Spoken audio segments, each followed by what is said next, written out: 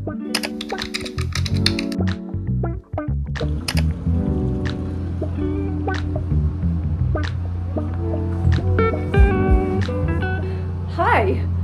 welcome back to this channel where I haven't been in 2 weeks. I'm sorry, I apologize. I didn't want to take another weekend to edit a vlog when I was already sort of exhausted, wanted to enjoy the weekend, and so I sort of didn't. I'll give you guys a little sneak peek of what I did on a Friday night. Boom, there you go. You're gonna have to wait for that sometime soon, but sorry for the noise outside. I wanted to talk about something that God is doing right now in my life. I'll tell you this much, that it's not a pleasant feeling when all the things that you have been trying to heal from, they suddenly just sort of come up very strategically by God, and you just have to surrender to the process of whatever that is. But if there's something that I've learned till now in life, it's that you have to recognize the season that you're in and then fully embrace the fact that you are in it. Because if you don't, it's like struggling to swim up against the stream. It's like that's not the direction you should be going in. And I think what God is showing me recently is how my self-esteem has changed radically. You guys don't really know my story. Maybe one day comment down below if you want me to actually tell my testimony, my life story, but I was never a person full of confidence. Ever. I hated myself very, very deeply. So as a person who really struggled with low self-esteem, one of the things that would always happen with me is that because I didn't have a good self-esteem, I also didn't really have friends. If I did have friends, it was within the unpopular group, the one person that was sort of like me, that was shy. And anytime anyone showed any type of interest in me, I would be ecstatic because it's like, wait a second, I'm loved, I'm accepted, like how can this be? And I would find myself begging to be chosen. Now the problem with wanting to be chosen is that whatever type of being chosen you choose, you will always end up disappointed in some kind of way, because you can't guarantee if you're chosen one day and then thrown away the next. And what would happen with me a lot is that I would be sometimes chosen for something and then thrown away because really I was being used. So let's just say, for example, I was really, really good at sports. I was an incredible athlete. At school, even though I wasn't the popular girl, when it came time for being chosen for something in sports to be on your group, I would be chosen first. And so that was in sports. Every single time it was like, oh, Oriane, I want Oriane in my group. And you're being chosen by the popular girl, and you feel good for a second because you think, oh, like I'm being accepted. And then lo and behold, you have something else happening in class within groups, and there are people being chosen, and I was always last. I was always left the last person chosen, and it was just very, very painful. And so what happens in situations like that, where you get rejected a lot, you get abandoned a lot, is that you develop a neediness inside of you, that you need people and you need their attention and you need their approval, you need them to affirm you. And so for many, many years, I struggled with that a lot. So now, being much older and more mature, I'm still finding these little residues of the need to be chosen. And it's not as strong as it was in the past, but it's strong enough for me to feel like, I don't like this, I don't want this, this isn't good. So the need to be chosen has been a really, really big thing in life. And now that it's coming up again, I don't want to be in a position where I'm not learning a valuable lesson. I want to be able to recognize how to deal with it and move forward. Spinning all the way up to today, I was thinking to myself, okay, how do I overcome this thing? Because it feels like I'm sort of hardwired to need that from people. Everyone needs to be chosen, everyone needs to be affirmed, but at what cost? And this is where I sort of stop and say to myself, where is my dignity in wanting to be chosen? Because in the past, I would be someone's just doormat. They could be taking advantage of me, they wouldn't care for my friendship, they only cared for me doing things for them. My self-dignity sort of comes into play with the fact that I'm now older, I'm more mature, I've learned lessons, and I think to myself, is this what a mature, dignified person does? Do they wait around to be chosen? Do they waste time wanting to be in the presence of people that don't actually choose them naturally. And what I've started to do in life is I started to say, you know what? It's fine that you didn't choose me. I choose me. And that's actually super hard to do as someone who believes in loyalty within friendships, because the moment someone just decides that they don't need you anymore and you're not chosen for anything, then you realize that you have to make a decision to keep your dignity.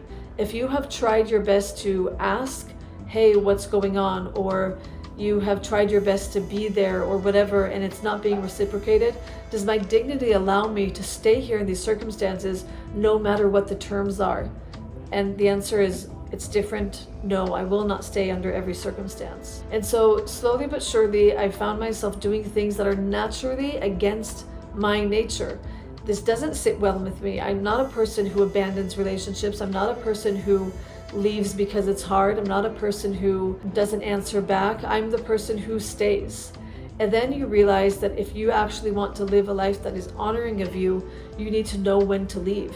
You need to know when to not ask that person, hey, what's going on anymore, because they're making it clear with their actions that they're not choosing you. What also sometimes happens is that you will have a person in your life, and then the dynamics with them start to change within their own lives, and the people that they hang out with, and the things that they do, and their approach in life, and the way that they compromise. And I sort of feel like sometimes God literally just removes you from being chosen, meaning you've lost favor in their eyes. They no longer see you as important or crucial in their lives. They don't value you in the same way. And it's as if God just sort of removes your value in their eyes because he doesn't deem them worthy of you, not the opposite. And that was a really big revelation for me, because I was always thinking, oh, I'm being rejected. But what if it's God saying, hey, I don't actually think that they're good enough for your life? And so understanding that really gives me this huge perspective on the fact that God really does protect us through not being chosen. Because sometimes we're so insecure that we will go after it and go after it to be chosen, when God is saying, I don't want you to be chosen by them. Let it go. I'll give you something better. So that's on the external side of things. But what about the internal side of things? If I'm not chosen, my mind goes a bit crazy, because here it is, another one of those circumstances in which I'm not good enough. And so I'm going through the process of understanding what my worth is with or without being chosen. So here's another example. Let's just say on the romantic side, right now in life, I'm not being chosen. There's no one that is choosing me. There's no one pursuing me. There's just that doesn't exist right now in my life. And the temptation is to just go and find it wherever you can, whatever kind of attention that shows you that you can be chosen. And that's why I think things like dating apps and stuff like that are really addictive, because at least someone is talking to you. At least there's the potential of someone possibly choosing you. This is not me bashing dating apps. I think that dating apps can be great in different ways, and people do meet and get married on dating apps. Hasn't happened for me. And I was talking yesterday to God about me still being single and really trying to surrender it to him. And there was this thing in my heart of feeling like, why am I not being chosen? Why is no one choosing me? And you're frustrated because I think that I'm pretty amazing, if I might say so myself. Like, I'm not a bad catch at all, and yet there doesn't seem to be anyone that's choosing me. And then God sort of like, boom, like gave me this revelation, like, do you really want everyone to choose you?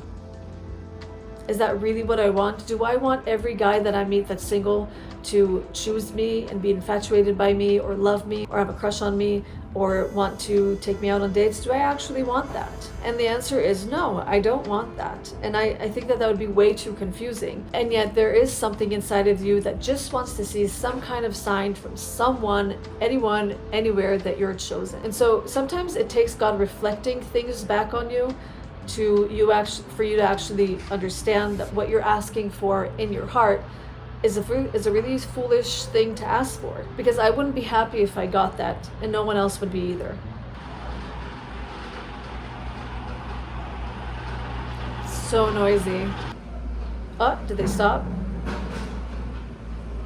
Okay, so the super cheesy answer to all of this is that I am also going to move around in this house because it's just way too noisy. There's no ideal place to film, so I'm in the kitchen. I don't know that the light is any better, but you know what? This is a low-cost production on my iPhone, so and join me. But what I'm trying to say is that when you don't have a choice, it's then when you are really standing before what matters. And I don't want to be a person without dignity. And I think for way too many years, I was that person. I let people walk all over me. My ex treated me like crap and I let it happen. I lost all sense of dignity because I wanted to be that person that was chosen. And so I think that was the revelation for me that is getting me out of trouble, because when I look at myself, I need to be able to live with myself. I need to be able to say, I am making the choice that is loving towards me, because other people are not going to make it for me. And maybe that's just part of growing up. Maybe that's part of experience. Maybe it's part of heartbreak and disappointment. But I just wanted to say that I am proud of me and I'm proud of you. If you are in the same process, that you are letting go of things in your life that don't serve you well, that they're not to the level of your dignity that you know that you should live by, then good for you. It's like you are getting rid of an addiction to drugs or something. It feels good in a sense, and yet it's really bringing you down. And that's the way attention is, that's the way being chosen is for me, and I don't want to live my life like that in any way. And so this is me being honest with you guys about just human weakness. So I'm not saying that being chosen inherently is a bad thing. It's just that you need to be able to choose yourself first. Because if you are relying on being chosen by other people, once that leaves, if it leaves, then you're going to be thoroughly heartbroken to the point where you don't know what your identity is. And I think there's a difference between the natural heartbreak that comes with not being chosen. Let's just say you're married, one partner cheats, they leave you, whatever, then you're naturally not being chosen and you are naturally heartbroken. But if you know your own identity and your own worth, you know that even though they didn't choose you, and even though that hurts like hell, that you are still going to be okay because you are choosing you. I hope at least some of this is making sense to you guys. I'm just wanting to share honestly the process that I'm going through now with God, and honestly I'm grateful. I'm grateful that God is bringing up things so that I can take care of them, and I believe that it's also preparing me to receive good and new things. And so if you're in this process, I would fully recommend that you would surrender yourself to God and to the process and just fully embrace it, even though you know that you're going to encounter parts of yourself that you don't like. I think it's better to encounter parts of yourself that you don't like than actually just not liking yourself forever. There's no point in that. So I encourage you to embrace the process. I am so grateful for you guys. I'm sorry that I haven't been able to do as much as I have in the past.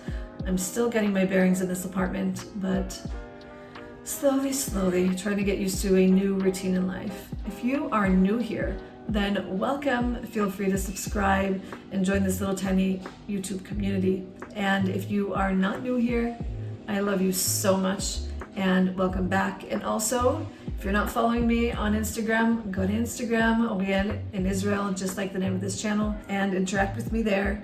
I try to answer all the messages that I can. And I love you guys so much. And I will see you guys in a vlog, hopefully very